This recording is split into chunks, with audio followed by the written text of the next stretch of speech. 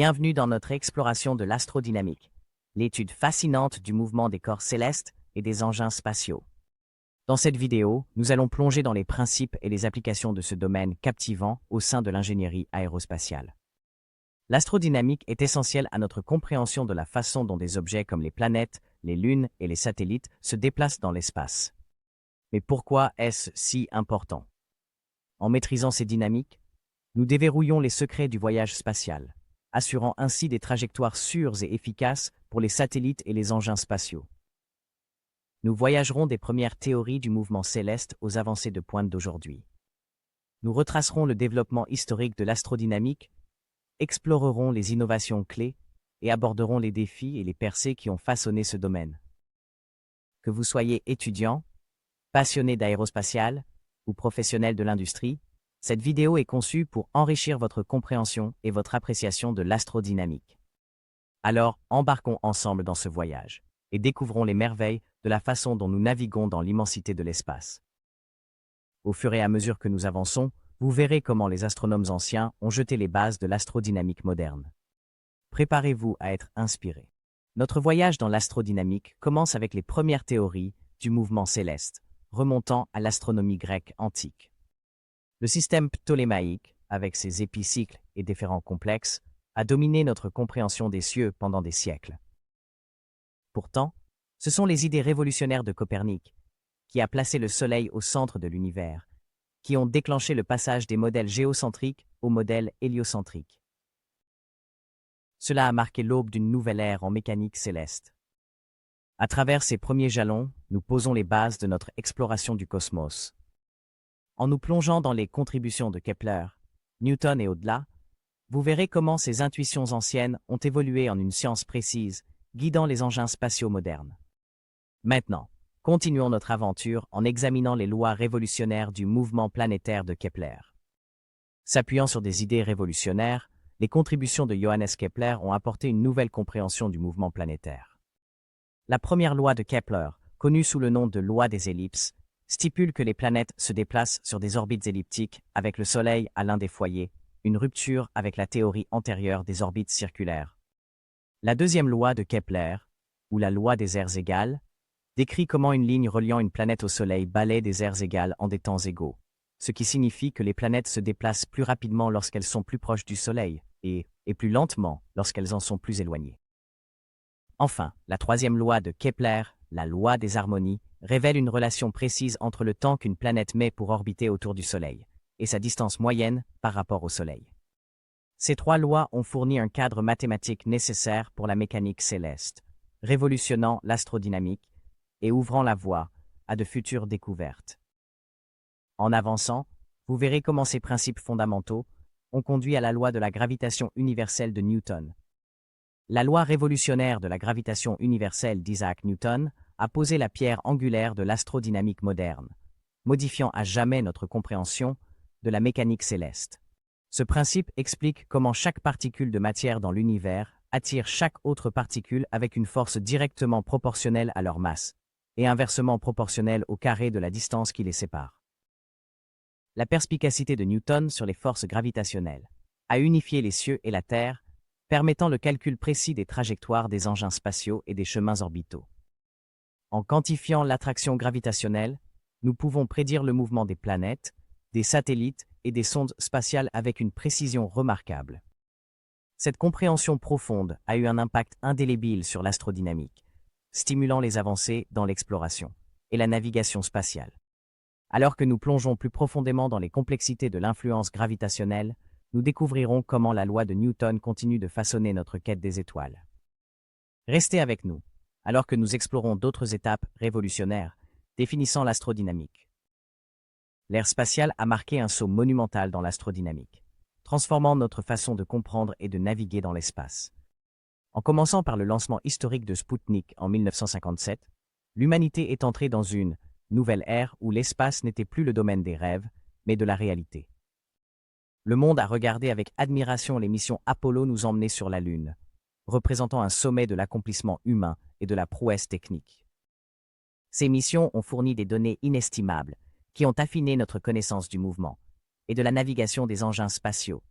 Les avancées dans la navigation des engins spatiaux sont devenues cruciales, avec des innovations telles que des calculs orbitaux précis et des ajustements de trajectoire en temps réel, permettant un contrôle et une efficacité sans précédent dans les voyages spatiaux.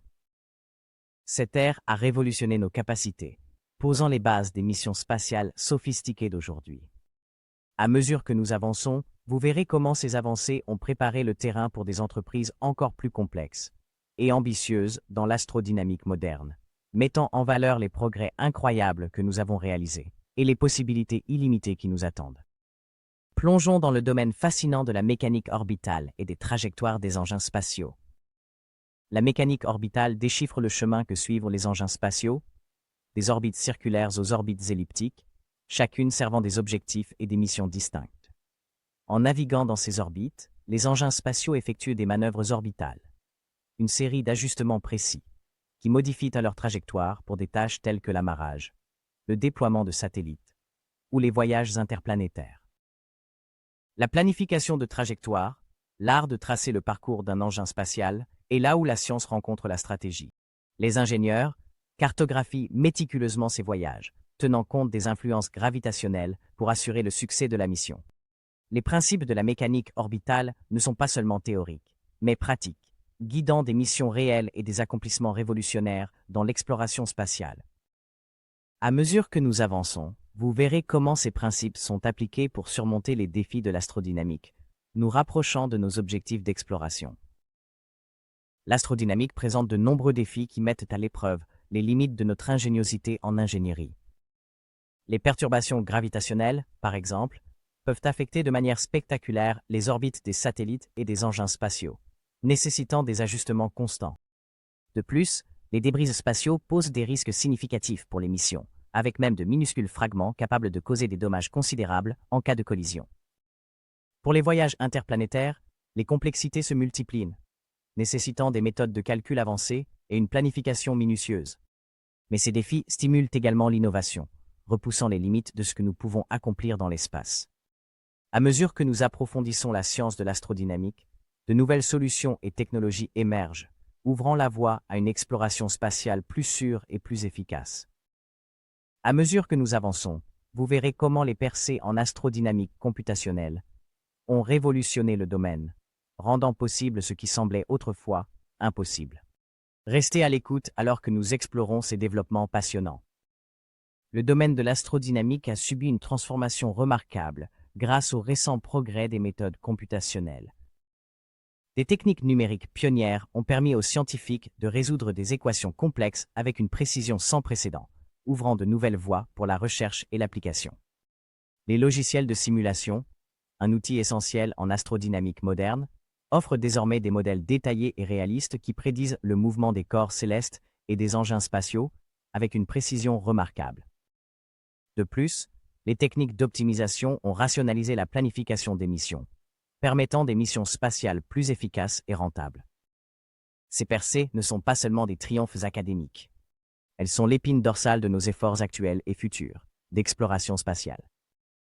Alors que nous poursuivons ce voyage, vous découvrirez comment ces innovations computationnelles nous préparent pour la prochaine frontière. Restez à l'écoute alors que nous dévoilons davantage sur leur impact révolutionnaire.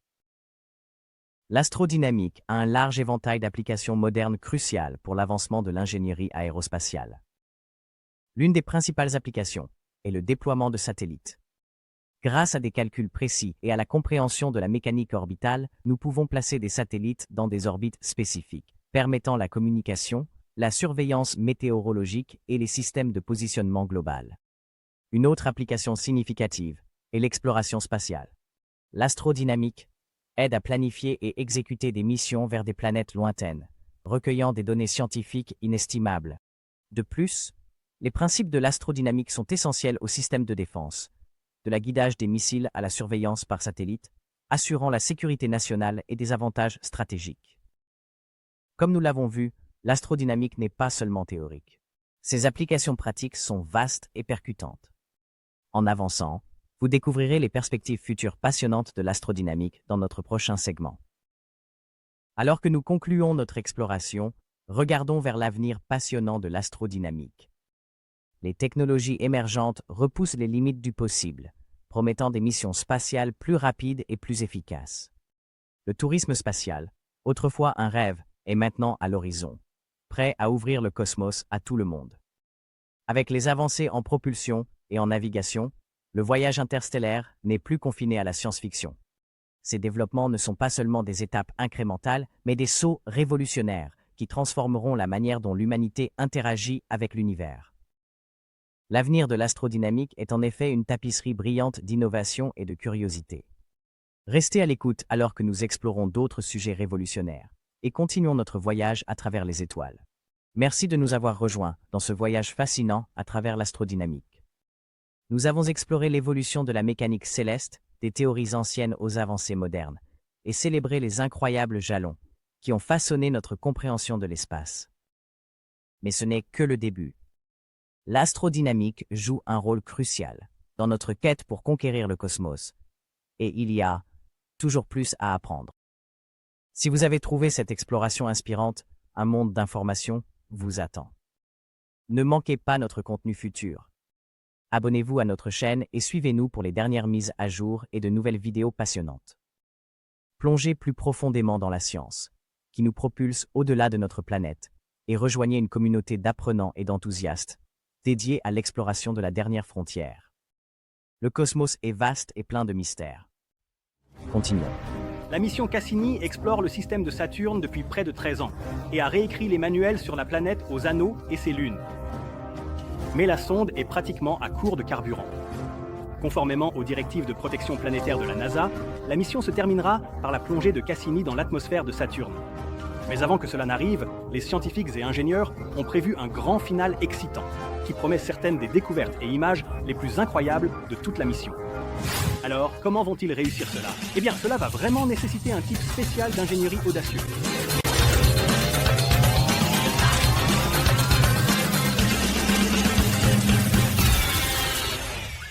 Je suis ici avec Morgane. Elle est scientifique sur le projet Cassini. Le grand final, ce sera 22 orbites, environ 6 mois. Qu'espérons-nous accomplir en ce laps de temps? Nous espérons accomplir beaucoup de sciences incroyables, des choses que nous n'avons jamais pu faire auparavant avec la mission Cassini. Nous allons passer en trombe au-dessus de Saturne.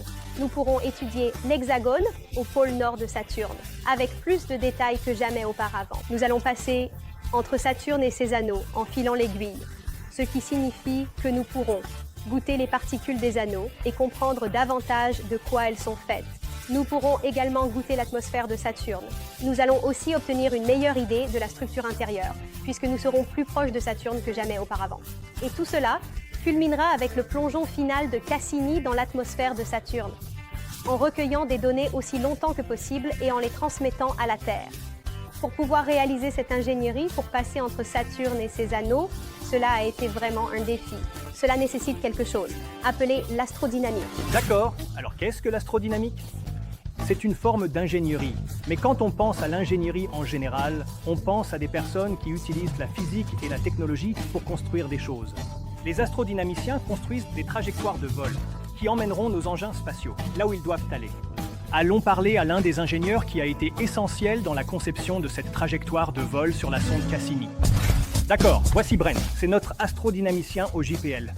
Brent, qu'est-ce qui rend le grand final particulièrement difficile et exigeant? Le grand final est une série de 22 orbites, où le périapsis, ou le point le plus proche de l'orbite, se trouve en fait dans cet espace entre la haute atmosphère de Saturne et la partie la plus intérieure des anneaux principaux. Ce que nous avons fait, c'est que nous avons conçu cette trajectoire de manière à utiliser une dernière assistance gravitationnelle resserrée pour franchir tout le système d'anneaux et placer l'engin spatial en orbite à l'intérieur de cet espace très étroit qui ne fait que 2000 km de large. Ce concept d'assistance gravitationnelle, beaucoup de gens en ont entendu parler, mais peut-être ne le comprennent pas complètement. Ce que cela signifie essentiellement, c'est que vous exploitez la gravité d'un corps qui orbite autour d'un autre corps. Pour Cassini, Titan, une lune très massive, orbite autour de Saturne. Si Cassini orbite également autour de Saturne, je peux voler très près de Titan.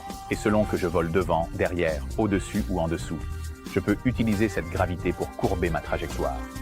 Nous exploitons cette puissance, comme notre moteur. C'est notre moteur de conception de la tournée. Dès que nous effectuons ce dernier survol de Titan, le destin de Cassini est scellé. Il va percuter Saturne quoi qu'il arrive. Donc, une science vraiment incroyable avant que nous ne fassions ce dernier plongeon dans Saturne. Et rappelons-nous, pourquoi nous faisons cela? Pourquoi faisons-nous s'écraser ce vaisseau spatial sur la planète? C'est pour protéger les lunes de Saturne. Par exemple, Encelade, cette grande lune qui a un océan sous la surface, cela pourrait être ce petit endroit douillet pour que des microbes y vivent. Maintenant, si vous regardez notre vaisseau spatial, nous essayons de le garder aussi propre que possible, mais il y a une réelle chance que nous apportions des microbes de la Terre avec nous. Il n'y a aucun moyen de l'éviter. Nous voulons que la Lune soit aussi intacte que possible pour que les futures missions puissent aller l'explorer. La mécanique orbitale peut défier nos attentes normales de mouvement. Et dans cette animation, nous verrons comment. Mais pour comprendre comment, passons d'abord en revue quelques éléments. Pourquoi nous devons entrer en orbite pour rester dans l'espace? Ce qu'est l'énergie mécanique. Et nous apprendrons également tout sur les manœuvres orbitales. Nous examinerons ensuite pourquoi, lors de la navigation en orbite, nous devons ralentir notre vaisseau spatial pour aller plus vite et accélérer pour aller plus lentement. Tout d'abord, qu'est-ce qui constitue une orbite? Est-ce simplement à quelle distance nous sommes de la surface de la Terre? Eh bien, si nous plaçons la capsule SpaceX Crew Dragon à des centaines de kilomètres au-dessus de la Terre sans vitesse, la gravité, représentée par la flèche bleue, l'attirera, et elle suivra la trajectoire de cette ligne bleue, et tombera du ciel vers la Terre. Mais si nous lui donnons une certaine vitesse horizontale, jump, représentée par la flèche rouge, la trajectoire commence à changer. Et si vous vous déplacez assez rapidement horizontalement, le vaisseau spatial ne touchera jamais la Terre.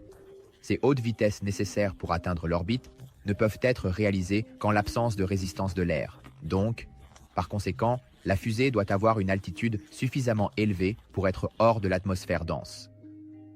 Cette vitesse et cette altitude du vaisseau spatial lui confèrent une énergie cinétique et potentielle. L'énergie cinétique provient de la rapidité de son déplacement et l'énergie potentielle de sa hauteur ou de son altitude. Ces deux formes d'énergie, additionnées, constituent l'énergie mécanique et peuvent être calculées à l'aide de cette formule. Une excellente illustration de l'énergie mécanique est une montagne russe. Un train de montagne russe aura une énergie mécanique constante, mais échangera continuellement de l'énergie cinétique contre de l'énergie potentielle, et vice-versa, selon sa position sur la piste. Lorsqu'il s'élève loin de la Terre, il ralentit, diminuant son énergie cinétique, mais augmentant son énergie potentielle gravitationnelle. Et lorsqu'il tombe vers la Terre, c'est l'inverse qui se produit. Une orbite parfaitement circulaire aura une énergie cinétique et potentielle constante tout au long de chaque période orbitale, si l'altitude orbitale est constante. Mais les orbites ne sont jamais parfaitement circulaires, ce qui signifie qu'elles sont elliptiques.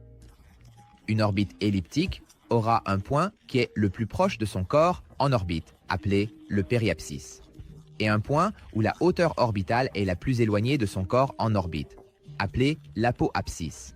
Lorsqu'on parle d'un vaisseau spatial en orbite autour de la Terre, ces deux points sont appelés le périgée et l'apogée. Manipuler la taille, la forme et l'angle de votre orbite constituent une grande partie de la compréhension de la mécanique orbitale. Passons en revue brièvement les différentes manières de manipuler les orbites pour finalement comprendre pourquoi nous devons ralentir notre vaisseau spatial pour aller plus vite et accélérer pour aller plus lentement. Les brûlures les plus courantes utilisées sont les brûlures progrades et rétrogrades. Les brûlures progrades et rétrogrades sont des brûlures dont les vecteurs de poussée sont parallèles à la direction du mouvement. Examinons un exemple spécifique de chacune. Tout d'abord, la brûlure prograde. La brûlure prograde se produit lorsque vous allumez vos moteurs dans la direction d'où vous venez. Une brûlure prograde augmentera votre vitesse ou votre énergie cinétique à ce point précis, mais pas votre altitude ou votre énergie potentielle. Mais à mesure que vous continuez dans votre orbite avec une énergie cinétique plus élevée, votre inertie fera que votre force centrifuge extérieure sera plus élevée que celle de la gravité, ce qui vous amènera à vous éloigner lentement de plus en plus de la Terre, à mesure que vous montez en altitude. Votre orbite sera maintenant elliptique et ressemblera à ceci. Regardons cela à nouveau. Votre inertie ajoutée et votre force centrifuge sont maintenant un peu plus fortes qu'auparavant, et ce qui vous amène à résister un peu plus à la gravité, vous éloignant ainsi de la Terre.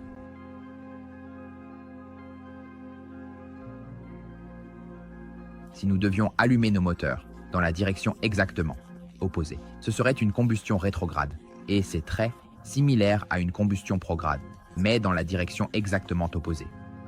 Cela soustrait donc de l'énergie cinétique de l'orbite au point, en upper, où vous avez allumé vos moteurs, et cela affectera l'altitude, du côté opposé de votre orbite, le rapprochant de la Terre. Maintenant, si vous voulez augmenter l'altitude de votre orbite, ne pouvez-vous pas simplement allumer les moteurs vers la Terre au lieu d'une combustion prograde? Eh bien, faisons-le et voyons ce qui se passe.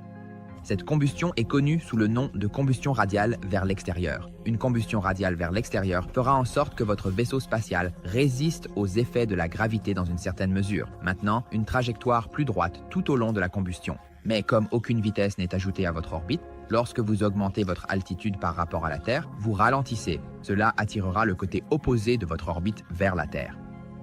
Le résultat est que votre orbite tourne autour de votre vaisseau spatial sans gain d'énergie substantielle. Une combustion radiale vers l'intérieur, où vous allumez vos fusées vers l'espace, aura le même effet, mais à l'inverse, comme ceci. Les derniers types de combustion qui peuvent être effectuées sont les combustions normales et antinormales. Les combustions normales et antinormales sont perpendiculaires à votre direction de mouvement. Lorsque vous effectuez une combustion normale, votre fusée commence à s'élever loin de votre orbite initiale. Mais comme vous orbitez toujours autour de la planète, votre orbite tournera lentement, avec le centre de rotation étant la planète que vous orbitez. Ce changement d'orbite est appelé un changement d'inclinaison et est une manœuvre assez coûteuse en carburant. Elles sont généralement utilisées uniquement pour des corrections lors de l'ajustement de l'orbite d'un autre vaisseau spatial. Maintenant que nous avons passé en revue les bases de la mécanique orbitale, utilisons ce que nous avons appris pour essayer de naviguer en orbite. Regardons un exemple réel. Une capsule Dragon de SpaceX More en rendez-vous avec l'ISS. Disons que vous êtes sur la même trajectoire orbitale que l'ISS, avec elle juste devant vous. Intuitivement, nous allons tirer nos fusées derrière nous pour nous rapprocher d'elle. Une combustion prograde. Voyons comment cela affecte votre orbite par rapport à l'ISS. Cette augmentation de l'énergie cinétique commencera à augmenter la force centrifuge vers l'extérieur, éloignant le vaisseau spatial de la Terre plus rapidement que la gravité terrestre ne peut le ramener. Cela entraîne à son tour la fusée à gagner en altitude ou en énergie potentielle et donc à perdre de l'énergie cinétique. Un peu comme un grand 8 sur la partie montante d'une piste. Ce gain en énergie potentielle entraîne le vaisseau spatial à perdre de l'énergie cinétique. Notre nouvelle orbite a maintenant une altitude plus élevée et donc une vitesse moyenne plus lente. L'orbite de la Lune est un excellent exemple de cette orbite plus haute et plus lente, car elle met 1 mois à orbiter autour de la Terre. Si nous suivons la position de notre vaisseau spatial par rapport à l'ISS, il s'élèvera au-dessus de l'ISS et tombera plus loin derrière en raison de cette période orbitale plus longue. Eh bien, que se passe-t-il si nous faisons exactement le contraire? Essayons de tirer nos fusées dans la direction où nous nous dirigeons, pas une poussée rétrograde, pour ralentir et voir ce qui se passe. Si nous tirons nos fusées dans cette direction, nous diminuerons notre énergie cinétique à ce moment-là, et notre énergie potentielle restera la même. Mais en continuant à orbiter, la diminution de l'énergie cinétique entraînera le vaisseau spatial à être attiré vers la Terre plus rapidement que notre inertie ne l'éloigne. Cela provoquera un échange d'énergie de l'énergie potentielle vers l'énergie cinétique.